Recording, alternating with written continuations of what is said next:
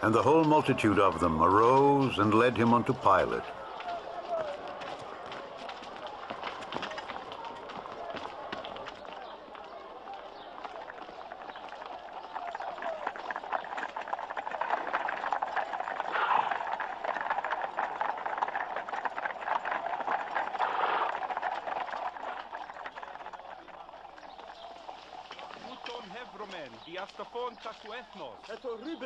And they began to accuse him, saying, "We found this fellow perverting the nation and forbidding to give tribute to Caesar, saying that he himself is Christ, a king." And Pilate asked him, saying, "Art thou the king of the Jews?" And he answered him and said, "Thou sayest it." Then said Pilate to the chief priests and to the people, "I find no fault in this man." And they were the more fierce, saying, "He stirreth up the people, teaching throughout all Jewry, beginning from Galilee to this place." When Pilate heard of Galilee, he asked whether the man were a Galilean. And as soon as he knew that he belonged unto Herod's jurisdiction, he sent him to Herod, who himself also was at Jerusalem at that time.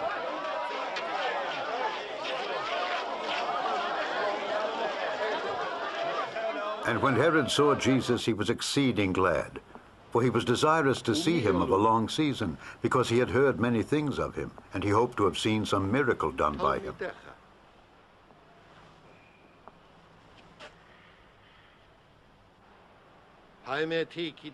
Then he questioned with him in many words, but he answered him nothing. And the chief priests and scribes stood and vehemently accused him. And Herod with his men of war set him at naught and mocked him.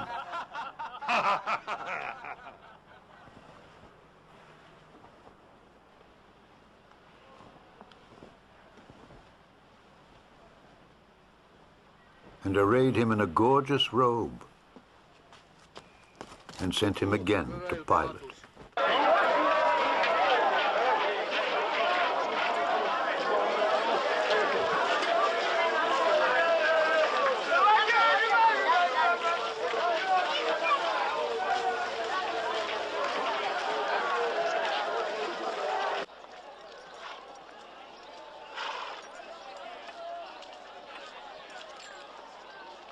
And the same day Pilate and Herod were made friends together, for before they were at enmity between themselves.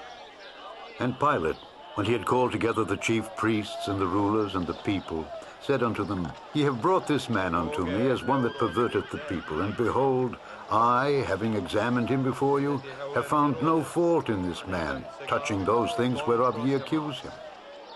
No, nor yet Herod, for I sent you to him, and lo, nothing worthy of death is done unto him.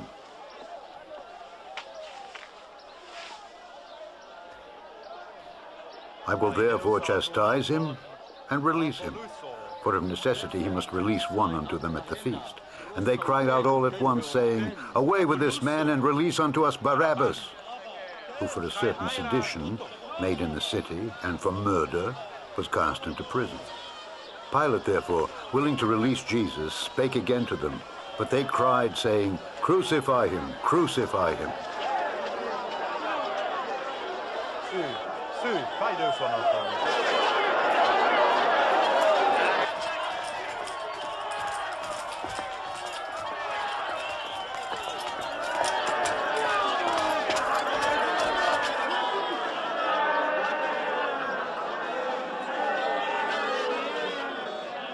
And he said unto them the third time, "Why, what evil hath he done? I have found no cause of death in him. I will therefore chastise him and let him go." And they were instant with loud voices, requiring that he might be crucified.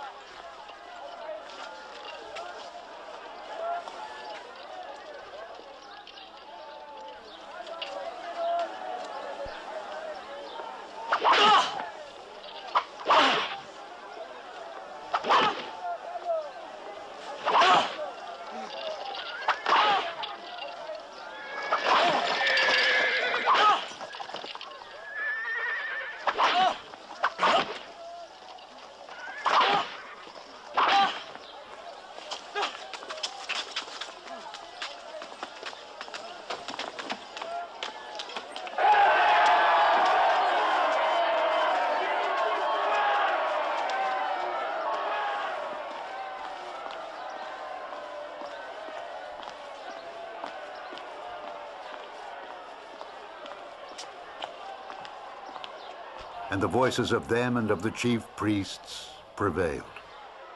And Pilate gave sentence that it should be as they required. And he released unto them him that for sedition and murder was cast into prison, whom they had desired. But he delivered Jesus to their will.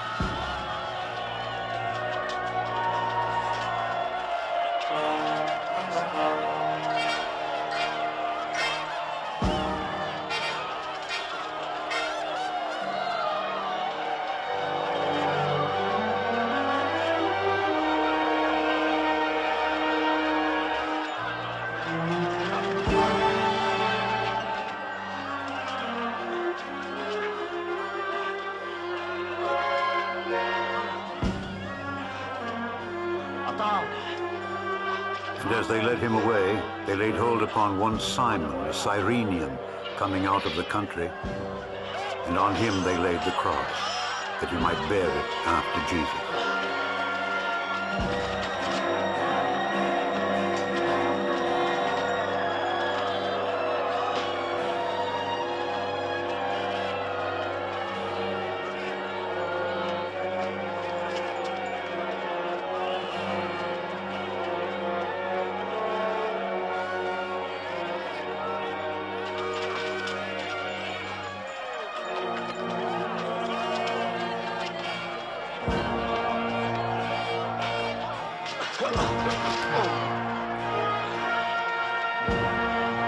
And there followed him a great company of people and of women, which also bewailed and lamented him.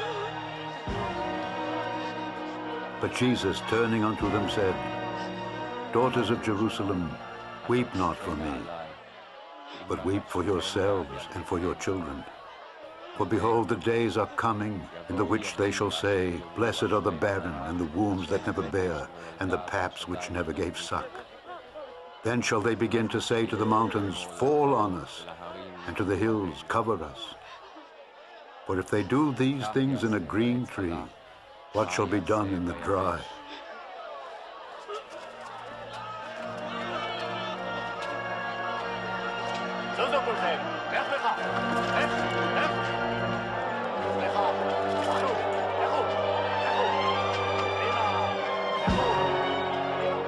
And there were also two other malefactors led with him to be put to death.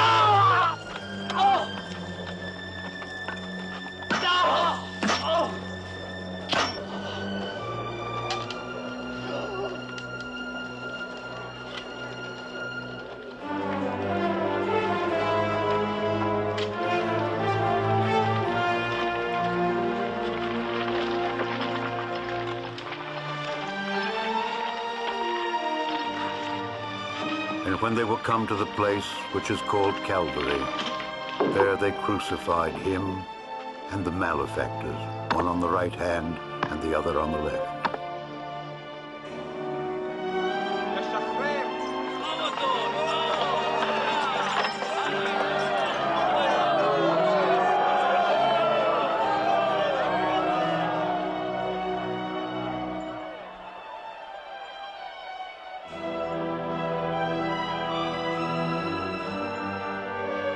Then said Jesus, Father, forgive them,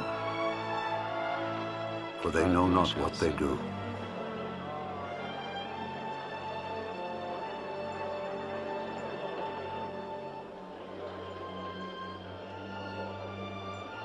And the people stood beholding, and the rulers also with them derided him, saying, He saved others.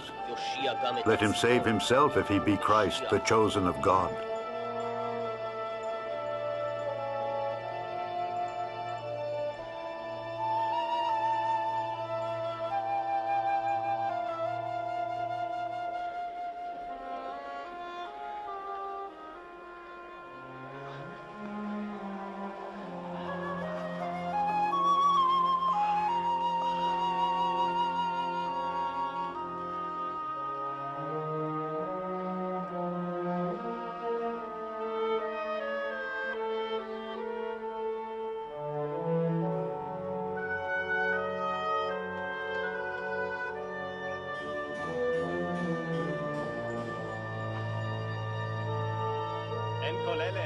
And they parted his raiment and cast lots.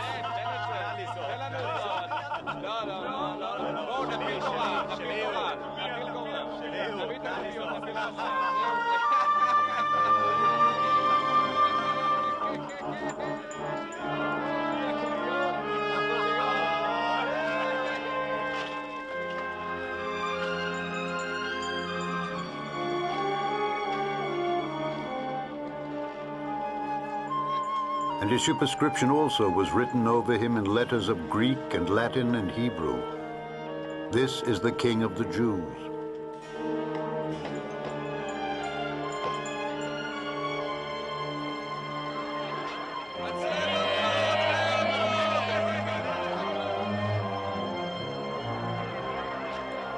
And the soldiers also mocked him, coming to him and offering him vinegar, and saying, If thou be the King of the Jews, save thyself.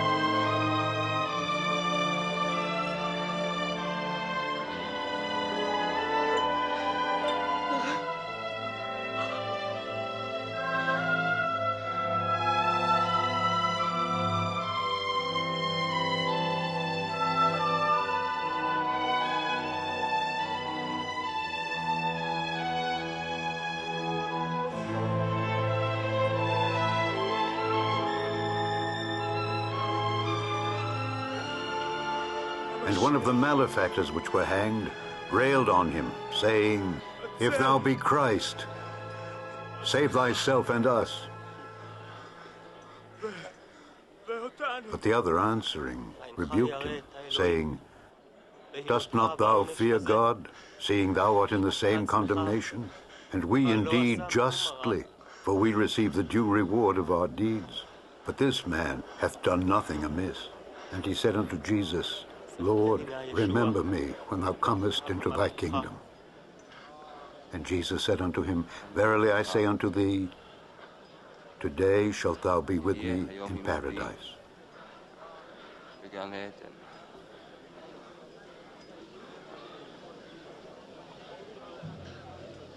And it was about the 6th hour, and there was a darkness over all the earth until the 9th hour.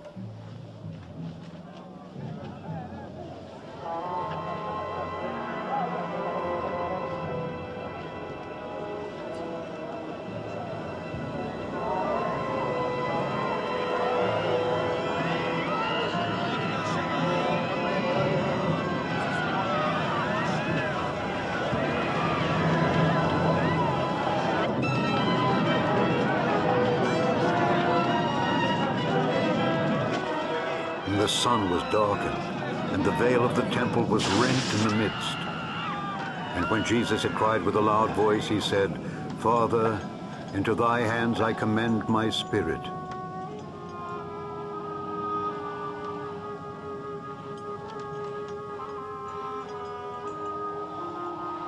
אבי,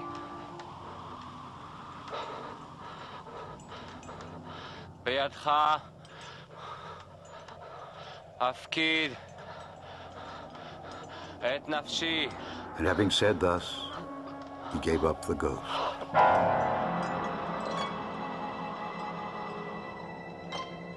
Now when the centurion saw what was done, he glorified God, saying, "Certainly this was a righteous man."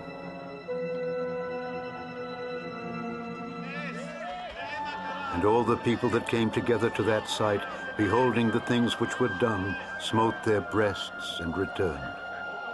And all his acquaintance and the women that followed him from Galilee stood afar off, beholding these things.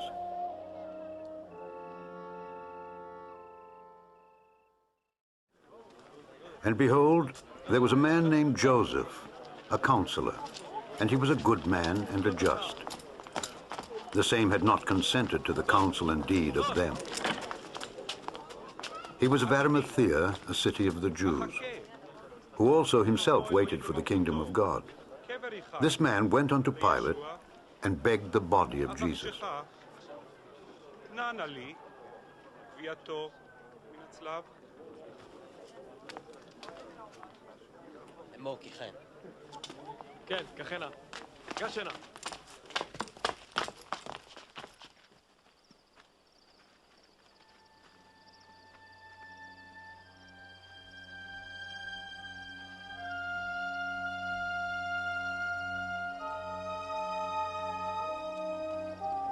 And he took it down and wrapped it in linen and laid it in a sepulchre that was hewn in stone, wherein never man before was laid.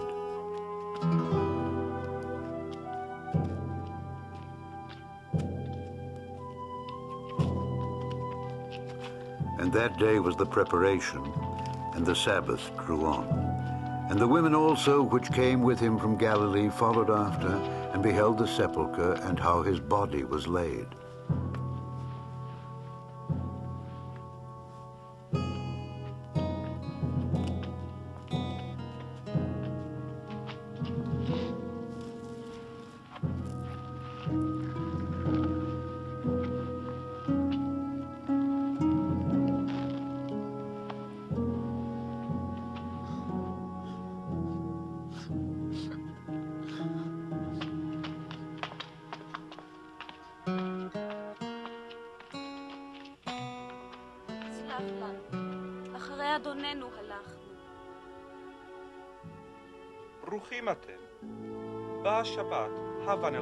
And they returned and prepared spices and ointments, and rested the Sabbath day according to the commandment.